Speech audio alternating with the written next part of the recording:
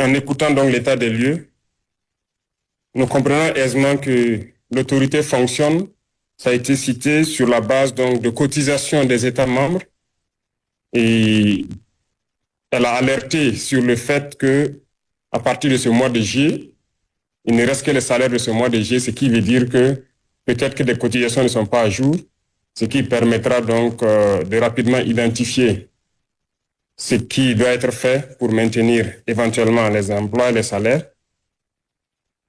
Mais aussi, elle a parlé de subventions, qui est un élément d'inquiétude pour ce qui me concerne. Et il y a les questions de prêts et les partenaires financiers, qui sont aussi des points importants à mes yeux, qu'il faille que nous ayons plusieurs réunions avec ces éventuels experts qui seront désignés pour réfléchir sur la question de la mutation de l'autorité. Parce que, si je me souviens bien, les questions de subvention dans nos organisations sous-régionales demeurent en tout cas un danger à nos yeux. Ces subventions ne sont pas données forcément par amitié ou pour la beauté de nos yeux, mais très souvent avec des intentions cachées derrière.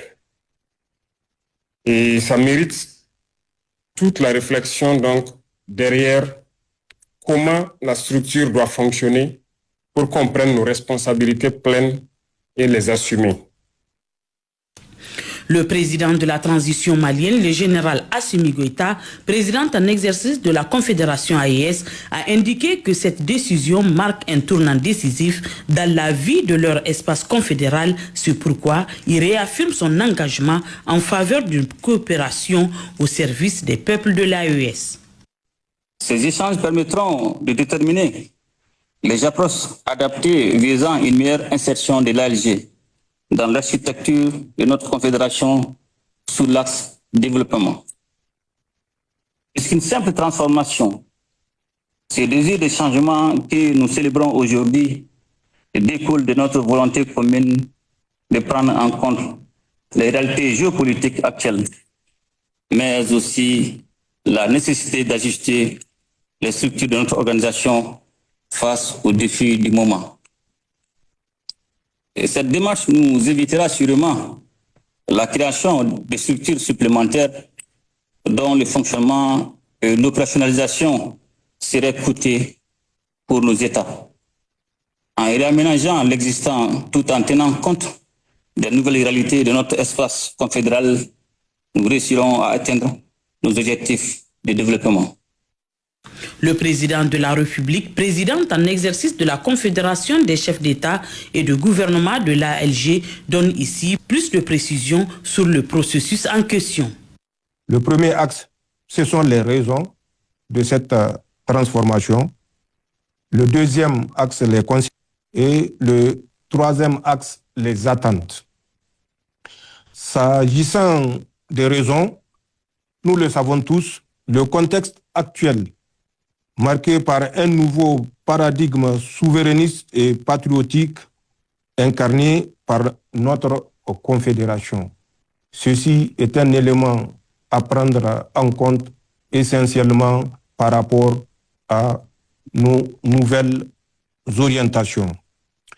Le deuxième point de ces raisons est le souci de la refondation de nos institutions bâties sur un développement endogène et harmonieux.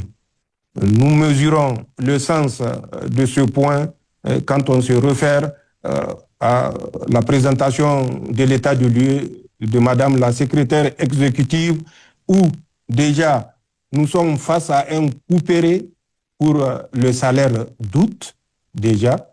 Ensuite, nous découvrons que la grande partie des subventions est extérieure à notre espace confédéral. Je parle de participation financière.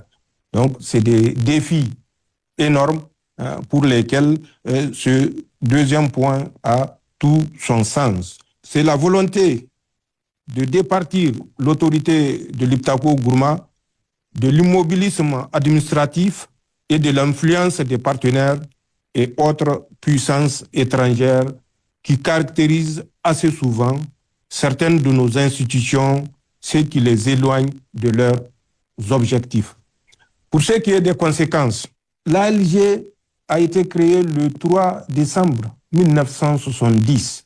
55 ans d'expérience en matière de développement, de coopération, de transformation, de capacité de développer une approche de proximité, d'appui aux initiatives locales et de stabilisation de la région de l'Iptako-Gourma.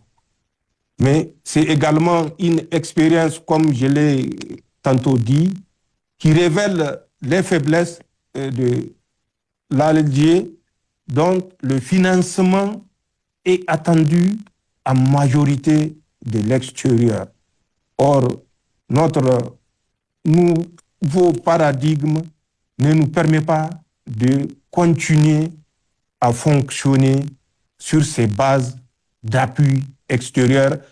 Continuons la réflexion pour que le financement, comme convenu, soit endogène. Et le troisième axe, c'est celui des attentes. Nous savons que les attentes sont basées sur l'efficacité et l'efficience de l'agence. Rendre plus dynamique et en phase avec nos orientations et défis actuels. Assurer la nomination ou les nominations qui répondent justement à ce souci de transformation de l'ALG en agence d'exécution. Et enfin, la question du personnel qui sera gérée progressivement au niveau de l'ALG refondée suivant la procédure bien établie au sein de notre agence.